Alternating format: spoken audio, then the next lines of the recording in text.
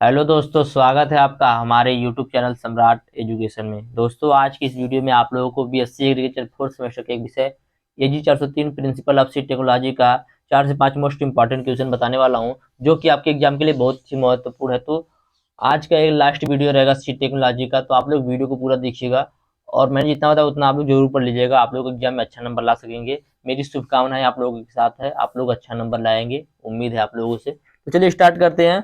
पहला हमारा क्वेश्चन है कि बीज नमूना क्या है और बीज नमूना लेने की विधियों का वर्णन कीजिए। ठीक है, तो बीज नमूना क्या होता है? सीड सैंपल, जिसे सैंपलिंग हम लोग पढ़े थे, किसमें पढ़े थे हम लोग? स्टैटिस्टिकल मेथड में सैंपलिंग। ठीक है, उसी प्रकार सैंपलिंग इसमें भी होता है, तो इसमें रैंडम सैंपलिंग किया जाता है। ठीक है, तो बीज नमूना क्या होता है अभी देखते हैं। पहले बीज नमूना बीज की वह उचित मात्रा होती है जिस पर सभी परीक्षण पूरे किए जाते हैं। ठीक है, बीज नमूना बीज की वह उचित मात्रा होती है जिस पर सभी परीक्षण पूरे किए जा सकते हैं तथा जिसमें सब घटक उस अनुपात में जितने की संपूर्ण बीज ढेर में उपस्थित होते हैं। ठीक है, सब घटक जो है वह उतने अनुपात में हो जितने की संपूर्ण बीज ढेर में उपस्थित होते हैं, तो उसी को बोला जाता है सीड सैंपल या बीज नमूना।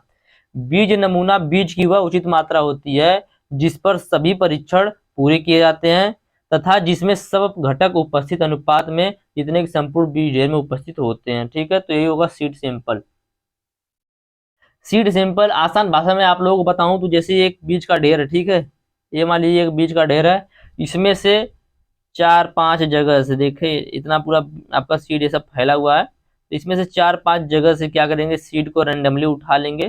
तो यही उठाने की प्रक्रिया को, जो उठाएंगे बीज, जो हम अपने पास रखेंगे बीज की थोड़ी सी मात्रा को, उसी को बोला जाता है सैंपल। ठीक है, जैसे आपका ब्लड टेस्ट करना होता है, तो क्या करता है जो पैथोलॉजी वाला होता है वो आता है, आपका ब्लड निकालता है, ब्लड निकाल के थोड़ा सा ब्लड ले जाकर आपका सैंपल, थोड़ा सा ब्लड लेकर जाता है, जिसको जो ब्लड लेकर जाता है उसी ब्लड को सैंपल बोलता है। ठीक है, तो उसी प्रकार आप लोग पूरे पूरे सीड में से थोड़ी सी मात्रा को लेकर जाएंगे, तो इसी थोड़ी सी मात्रा को सैंपल कहेंगे। उस थोड़ी सी मात्रा से ही उस पूरे ढेर के बारे में बता देंगे। जैसे वह थोड़े से खून से ही हमारे शरीर में क्या क्या बीमारियां, कितनी बीमारियां यदि हम लोग पता करना चाहें तो डायग्नोस्टिक सेंटर वाला सब कुछ बता देगा। उसी प्रकार से बीज में भी होता है। तो सैंपल समझ गए होंगे क्या होता है। चलिए देखते हैं टाइप ऑफ सैंपल। तो सैंपल कुल 4 प्रकार का होता है सैंपलिंग।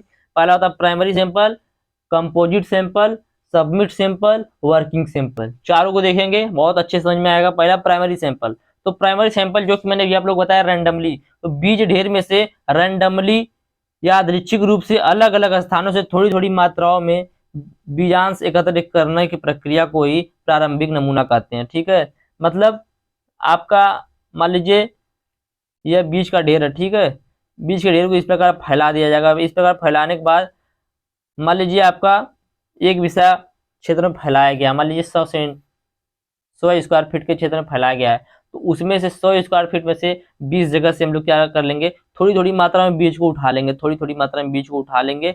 उस बीज को लेने के बाद जो उठाने की जो प्रक्रिया होती है उसी को बोला जाता है प्राइमरी सैंपल। यहाँ से जो बीज हम लोग लेंगे उसी को बोला जाता है प्राइमरी सैंपल। ठीक है, तो यही जो बीज हम लोग प्राइमरी सैंपल में लिए हैं यादृच्छिक रूप से रैंडमली, मतलब समझिएगा एक क्लास में 50 बच्चे हैं। ठीक है, 50 बच्चों में से सैंपल लेने वाला कोई आएगा तो बोलेगा कि जैसे पहले ब्रांच से 2 बच्चे आ जाओ, चौथे ब्रांच से 2 बच्चे आ जाओ, 8वें ब्रांच से 2 बच्चे आ जाओ, तीसरे ब्रांच से 2 बच्चे आ जाओ। तो देखिए रैंडमली तरीके से बुला रहा है ना, तो इसी प्रकार से हम लोग क्या करेंगे, रैंडमली कहीं से भी बीज के ढेर को थोड़ा थोड़ा उठा लेंगे, थोड़ा थोड़ा इकट्ठा कर लेंगे। तो यही जो बीज का ढेर है उठाएंगे, जो बीज का ढेर हम लोग के पास रहेगा उसको बोलते हैं प्राइमरी सैंपल। इसी जब बीज के ढेर को सभी को आपस में मिला देंगे तो इसको बोलेंगे मिश्रित सैंपल या कंपोजिट सैंपल। तो चलिए आगे देखते हैं। प्रारंभिक नमूने को अच्छी प्रकार मिश्रित कर लिया जाता है तो इसे मिश्रित नमूना कहते हैं। जो प्रारंभिक नमूना हमने लिया है उसको अच्छी तरह मिला लेंगे तो वही क्या हो जाएगा, कंपोजिट सैंपल, मिश्रित नमूना हो जाएगा। इसके बाद सबमिट सैंपल होता है। बीज परीक्षण के लिए प्रयोगशाला में भेजा जाता है। कौन सा? मिश्रित नमूने को, जो कंपोजिट सैंपल होता है उसको परीक्षण के लिए प्रयोगशाला में भेजा जाता है, तो उसी को बोला जाता है सबमिट सैंपल। बीज परीक्षण के बीज प्रयोगशाला में भेजे गए नमूने को सबमिट सैंपल कहते हैं। ठीक है, अगला होता है कार्यकारी सैंपल या कार्यकारी नमूना। तो कार्यकारी नमूना प्रस्तुत नमूने का एक छोटा सा भाग होता है। ठीक है, जो कार्यकारी नमूना होता है, वर्किंग सैंपल होता है, वह प्रस्तुत नमूना जो सबमिट सैंपल होता है उसी का एक भाग होता है, एक छोटा सा भाग होता है जिससे गुणता परीक्षण किया जाता है। जिसमें क्या कहता है, गुण का परीक्षण किया जाता है। किसके? बीज के गुण का परीक्षण किया जाता है, जिससे प्रयोगशाला में गुण के परीक्षण के लिए यूज किया जाता है। कार्यकारी नमूने की मात्रा आवश्यक नमूने से थोड़ी अधिक लेने का प्रयास किया जाता है। ठीक है, कार्यकारी नमूने की मात्रा आवश्यकता से थोड़ा सा अधिक लेने का प्रयास किया जाता है। तो यही है सैंपलिंग। ठीक है, सीड सैंपल मैंने आप लोगों को बता दिया। प्राइमरी सैंपल मतलब वही था, बीज में से रेंडमली कहीं से भी 8 जगह 10 जगह 20 जगह 50 जगह से उठा लेंगे बीज को। उठाने के बाद उन सभी को आपस में मिश्रित कर लेंगे तो मिश्रित सैंपल हो जाएगा। मिश्रित सैंपल को सबमिट सैंपल के लिए भेजेंगे, मतलब बीज परीक्षण के लिए प्रयोगशाला में भेजेंगे, तो हो गया सबमिट सैंपल। और सबमिट सैंपल की थोड़ी सी मात्रा को ही कार्यकारी सैंपल भी बोला जाता है, जिसमें गुणता का परीक्षण किया जाता है। ठीक है, कार्यकारी नमूने की मात्रा आवश्यकता से थोड़ा सा अधिक लेने का प्रयास किया जाता है। तो उम्मीद करते हैं पहला क्वेश्चन आप लोगों को अच्छे समझ में आ गया होगा। चलिए चलते हैं दूसरे क्वेश्चन पे। बहुत इंपॉर्टेंट क्वेश्चन है। बीज विपणन को प्रभावित करने वाले कारक, बीज के विपणन को सीड मार्केटिंग के कौन से कारक होते हैं जो प्रभावित कर देते हैं? तो पहला कारक है नीति निर्धारण, दूसरा कारक है बीज की पूर्ति, तीसरा कारक है पर्याप्त उत्पादन, भंडारण एवं परीक्षण की सुविधाएं, और चौथा कारक है आधिकारिक कार्यक्रम, पांचवा कारक है पूर्वानुमान। तो सभी को देखेंगे बारी बारी से। तो पहला पॉइंट है नीति निर्धारण। सरकार सर्वेक्षण के प्राप्त आंकड़ों के आधार पर किसी फसल अथवा किस्म विशेष के बीज उत्पादन की संभावना तथा लक्ष्य निर्धारित करती है। बीज उद्योग के विकास के लिए आधिकारिक, अर्ध आधिकारिक और निजी क्षेत्रों के कार्यों और उत्तरदायित्व को परिभाषित करना आवश्यक होता है, जिससे बीज विपणन को एक ठोस आधार मिल सके। ठीक है, क्या बोल रहा है कि नीति निर्धारण जो होता है वह बीज विपणन को प्रभावित करता है। जिसमें पहला पॉइंट नीति निर्धारण था। सरकार सर्वेक्षण से प्राप्त आंकड़ों के आधार पर किसी भी फसल या किस्म के विशेष बीज उत्पादन की संभावना तथा लक्ष्य निर्धारित करती है। बीज उद्योग के विकास के लिए आधिकारिक, अर्ध आधिकारिक और निजी क्षेत्रों के कार्यों और उत्तरदायित्व को परिभाषित करना आवश्यक होता है, जिससे बीज विपणन को एक ठोस आधार मिल सके। ठीक है, तो यही था पॉलिसी मेकिंग या नीति निर्धारण। दूसरा पॉइंट है बीज की पूर्ति। तो एक बीज कार्यक्रम की सफलता के लिए बीज कार्यक्रमों में उत्तम किस्मों के बीजों की उपलब्धता निरंतर बनाए रखना अति आवश्यक होता है। नई संस्कृति किस्मों के बारे में वर्तमान आधिकारिक सूचना रखना विपणन कार्यक्रम को गति प्रदान करने में सहायता करता है। ठीक है, तो बीज की आपूर्ति भी प्रभावित करती है किसको? बीज विपणन को। आगे चलते हैं। पर्याप्त उत्पादन, भंडारण एवं परीक्षण सुविधा। तो गुणवत्ता संपन्न बीजों का मानकों के अनुसार पर्याप्त मात्रा में उत्पादन एवं अनुरक्षण बीज विपणन के विकास के लिए अति आवश्यक होता है। ठीक है, गुणवत्ता संपन्न बीजों का मानकों के अनुसार पर्याप्त मात्रा में उत्पादन एवं अनुरक्षण बीज विपणन के विकास के लिए अति आवश्यक होता है। अगला पॉइंट है आधिकारिक कार्यक्रम, ऑफिशियल प्रोग्राम। जब नई किस्मों, संकर या कोई किसी भी किस्म का क्या किया जाता है, नई किस्मों को बनाया जाता है, तो विशेष करके छोटे पैमाने पर किसानों में प्रवेश कराया जा रहा हो तो साधारणतः सरकार को पहल करनी होती है और बीजों की आपूर्ति की व्यवस्था करनी होती है। अगला है मांग का पूर्वानुमान, डिमांड फोरकास्टिंग। तो बीज की मांग के वास्तविक अनुमान लगाना और लक्ष्य निर्धारित करना अति आवश्यक होता है। जैसे मान लीजिए 50 किसान हैं तो हम लोग पहले से ही अपना लक्ष्य निर्धारित कर लेंगे, पूर्वानुमान कर लेंगे कि कितना वहां पे सीड लग सकता है। ठीक है, बीज को अधिक मात्रा होने पर यदि बीज काफी समय के लिए बचा रह जाता है तो उसके अंकुरण और जीवन क्षमता में कमी आ जाती है, जबकि बीज की कम आपूर्ति बीज कंपनी को क्षति पहुंचाती है। ठीक है, तो यह था मांग का पूर्वानुमान। तो यही है बीज के विपणन को प्रभावित करने वाले कुछ 5 कारक: नीति निर्धारण, बीज की पूर्ति, पर्याप्त उत्पादन, आधिकारिक कार्यक्रम, मांग का पूर्वानुमान। ठीक है, चलिए आगे चलते हैं। प्रश्न है बीज के विपणन हेतु WTO तथा OECD के कार्यों का वर्णन कीजिए। ठीक है, तो बीज के विपणन के हेतु WTO और OECD के कार्य का वर्णन करना है। तो सबसे पहले देखते हैं OECD के कार्य का वर्णन। तो OECD का पूरा नाम होता है organisation for economic cooperation and development. Organisation for economic cooperation and development, जिसे हिंदी में बोलते हैं आर्थिक सहयोग एवं विकास संगठन। इस संगठन में शामिल देशों के उत्पादन, संसाधन और व्यापार की समान विधियां विकसित की गई। इस संगठन में शामिल देशों ने बीज के उत्पादन, संसाधन और व्यापार की समान विधियां विकसित की हैं। विशेष करके इस संगठन के बीज प्रमाणीकरण के मानक अपनाने से विश्व के सभी क्षेत्रों में बीज व्यवहार संबंधी तकनीकी बाधाएं कम हुई है। ठीक है, और किसानों को उत्तम गुणवत्ता वाले बीजों के लिए पहुंच बढ़ी है, जिससे बीज व्यापार में वृद्धि हुई है। इस संगठन की बीज योजनाएं बीज प्रमाणीकरण के लिए एक अंतर्राष्ट्रीय आधार प्रदान करती हैं। यह योजनाएं स्वीकृत नियमों के अनुसार उत्पादित एवं संसाधित बीज के लिए अंतर्राष्ट्रीय व्यापार के लिए लेबल तथा प्रमाण पत्र प्रयोग करने के लिए अधिकृत करते हैं। इसके लिए किसी देश को अपनी प्रजातियों एवं किस्मों को इस संगठन की सूची में पंजीकृत कराना होता है तथा अपने देश में लागू बीज प्रमाणीकरण योजना तथा किस्म के पंजीकरण व प्रमाणीकरण के नियमों और विधियों का ब्यौरा देना होता है। पादप किस्म को भिन्नता, एकरूपता, अस्थायित्व के मानदंड को पूरा करता है। बीज के अंतर्राष्ट्रीय व्यापार में शामिल होने के लिए बीज स्वास्थ्य संबंधी उपाय अपनाने आवश्यक है, जिससे कीट और रोग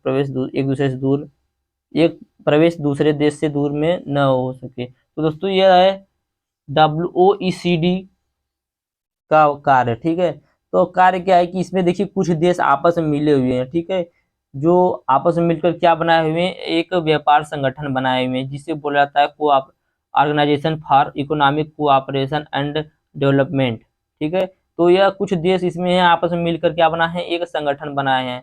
इस संगठन से बीज प्रमाणीकरण मानक अपनाने में विश्व के सभी क्षेत्रों में बीज व्यापार संबंधी तकनीकी बाधाएं जो आती थी वह सब खत्म हो गई हैं। ठीक है, इससे किसानों को उत्तम गुणवत्ता वाले बीज आसानी से मिल जा रहे हैं, जिससे बीज के व्यापार में भी वृद्धि हो रही है।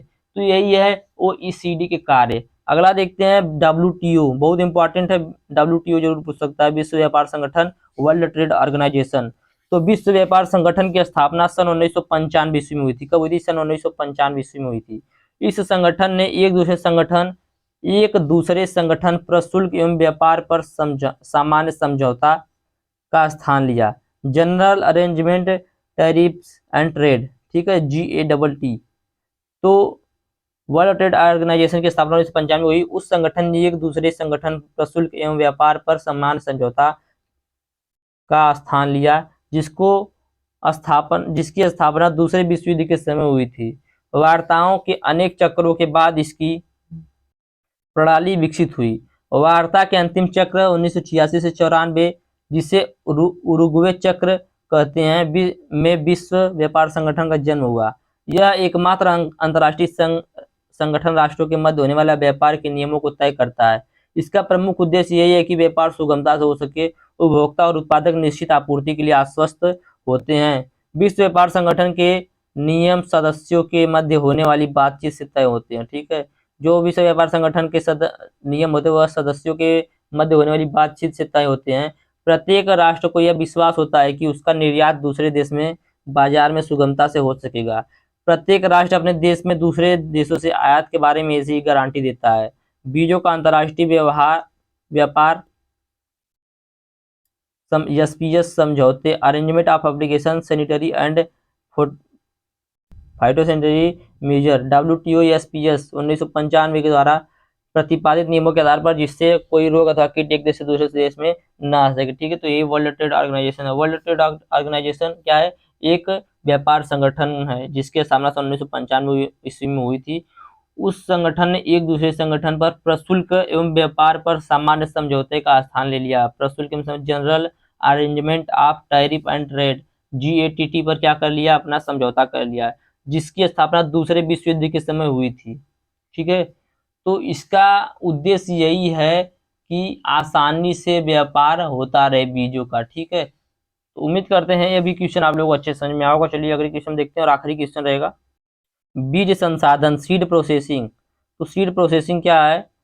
तो फसल की हार्वेस्टिंग व थ्रेसिंग के पश्चात इन्हें संसाधन इकाई में भेजा जाता है। ठीक है, फसल की हार्वेस्टिंग और थ्रेसिंग के बाद उसे संसाधन की इकाई में भेज दिया जाता है। इन बीजों में अनेक अशुद्धियां जैसे खरपतवार बीज, अन्य फसली बीज, अकड़ी पदार्थ तथा टूटे हुए बीज उपस्थित होते हैं। संसाधन इकाई पर बीजों से अशुद्धियों को पृथक करना ही बीज संसाधन कहलाता है। संसाधन मशीनों के द्वारा किया जाता है। इन मशीनों की संरचना फसल बीज के प्रकार तथा अशुद्धियों के प्रकार पर निर्भर करती है। संसाधन इकाई की क्षमता इकाई में लगी मशीनों की क्षमता पर निर्भर करती है। तो ठीक है, संसाधन प्रोसेसिंग समझ में आ गया होगा कि कटाई और मड़ाई के बाद जो प्रोसेस होता है उसको प्रोसेसिंग बोला जाता है। ठीक है, तो इसमें क्या होता है, इसमें बीज के अंदर की सभी अशुद्धियों को पृथक कर लिया जाता है, निकाल लिया जाता है। चलिए अगले क्वेश्चन पे चलते हैं। सॉरी, आगे कोई क्वेश्चन नहीं है। तो वीडियो भी काफ़ी लंबा हो जाएगा, तो आ जाइए, आप लोग एग्जाम है तो पढ़ भी नहीं पाएंगे, इसीलिए वीडियो यहीं पे बंद करते हैं, नहीं तो कुछ क्वेश्चन और बताए होते। तो उम्मीद करते हैं आप लोगों को वीडियो अच्छा लगा होगा। वीडियो अच्छा लगा तो वीडियो को लाइक कीजिएगा, चैनल को सब्सक्राइब कीजिएगा, अपने दोस्तों का शेयर भी जरूर कीजिएगा। धन्यवाद। जय हिंद।